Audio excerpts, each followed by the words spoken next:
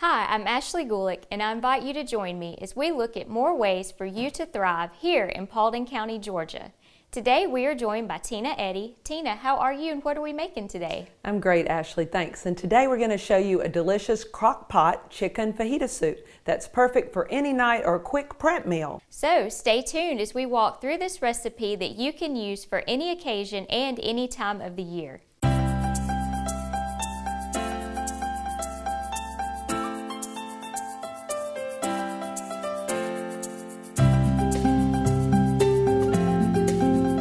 So today we're here with a really easy crock pot chicken fajita soup recipe. Ooh, yum, that sounds good. It is very easy prep, simple ingredients, plus it's really healthy.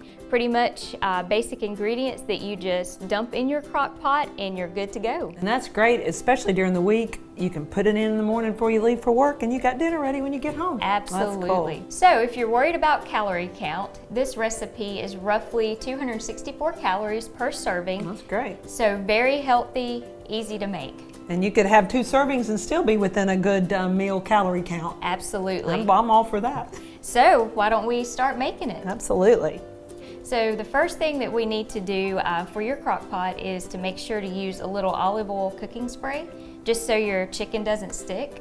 Or you can use crock pot liners. I don't know if you've ever used those. Yeah, those are great. You just cleanup's easy, just throw them away. Absolutely. So first thing we're going to do is spray our crock pot.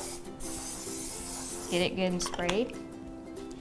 Then the next thing you're going to do is use your 2 to 3 boneless, skinless chicken breasts, depending on how much that you want in your recipe. Okay. So we're just going to take our chicken breast. And you could probably use chicken tender strips or whatever if you wanted to as well, right? You can. Like I said, it's very easy. There's a lot of ways that you can make variations on the recipe. Absolutely. The next thing that we're going to do is 2 cups of chicken broth. So if you want to take one and dump it. I'll pour the other one in. Good deal. And the next ingredient we have is our 2 cans of petite diced tomatoes. And you could do low sodium on the broth and the tomatoes too if you wanted to cut down if sodium and salt was an issue, right? Yes, you sure can. And even with the tomatoes, there's different flavors out there. I know some Italian have basil in it or Italian. Yeah, so if you want to kick the flavor up a little bit, you can definitely do that. The next thing that we're going to do is put in our bag of frozen vegetables, which is just red and green bell pepper and a little bit of onion.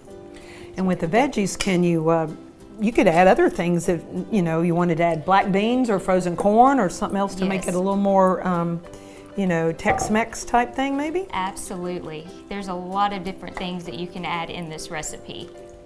And the last thing is just your package of taco seasoning mix, which is going to give it a little bit of flavor. Be your spices and everything. Yes, and if you like a little spicier, you could even put a little touch of cayenne pepper in it, just whatever your preference is. So we're just going to dump this over. And mix it all up. And mix it all up. Now for your cooking time, depending on how much time you've got, you can cook it on high for about 3 to 4 hours. Or if you're gonna, dump it in, go to work, you can cook it for 6 to 8 hours on low, and that'll be exactly what you need to get this recipe cooked. How easy is that? Super easy. And good nutrition. It is, and before serving, just make sure your chicken breast, just shred that up and you're good to go. That's cool. So how about we try? And we already have one ready to go for us to try, so this is what it looks like when it's done. Ooh, yum. Got a nice fancy spoon to eat with. So let's take a bite. This. Yum.